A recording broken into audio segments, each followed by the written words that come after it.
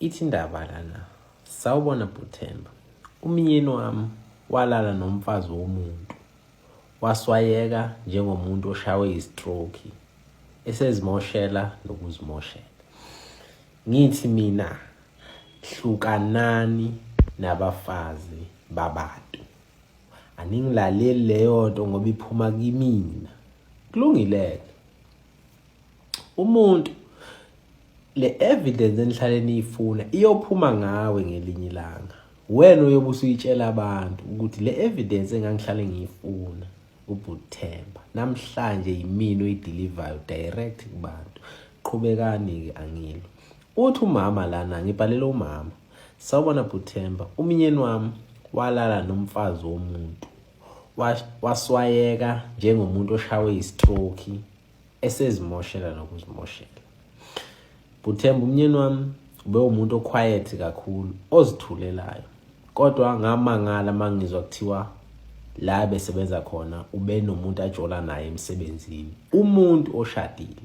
And lo sisa kade ejola naye kwakuthi makuba yilunch bebhuke, behambe beyobhuka ehotela, benze lokho abakwenzayo. Up until indoda yalo sisi noma umyeni kalo sisi enotice ukuthi something's going on kunkosikazi wakhe.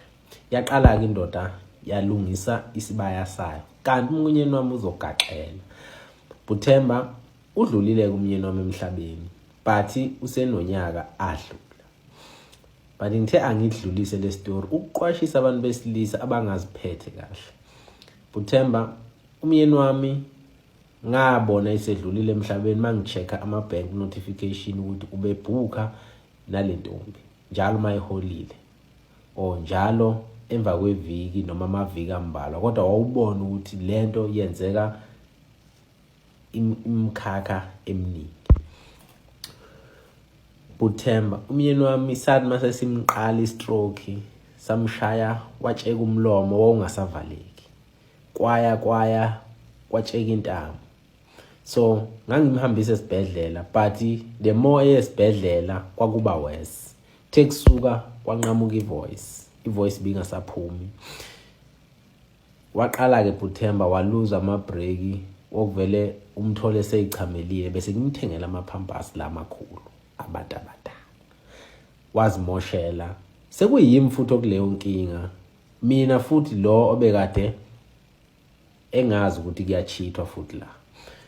Ukuthi Buthemba yonke lento iyilumbo ngayithola ngihamba ngemoto yami, mina ngiyasebenza Buthemba. Ngilifte omunye umama owayesangoma endleleni.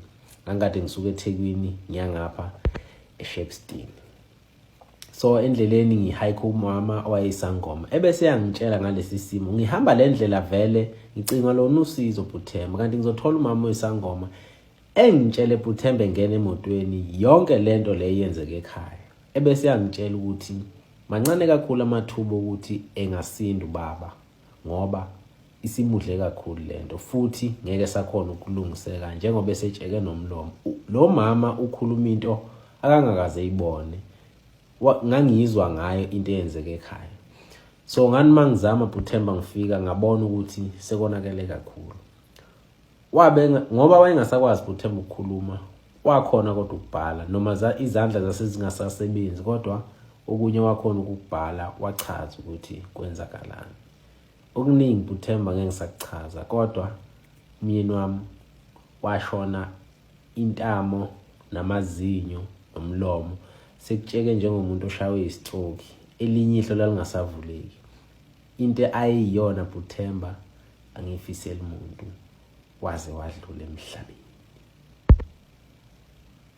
Engenza kwethu-ke udaba-ke lukaButhemba-ke lunzima-ke ngendlela yesimanga-ke ngenza kwethu-ke wesilisa edla ngaphandle-ke komkakhe. Mina-ke nawe bengathanda sihlangane kwi-comment section sizwe uvo lwakho uthini ngalolu daba. Ungakhohlwa ukucofa subscribe button siphinde sihlangane kwividiyo elandelayo. Danko. Sikuphathele ezishisayo, hlala nomgosi kusukela Monday kuya ku-Sunday. Ungakhohlwa ukucofa subscribe button kule channel yethu.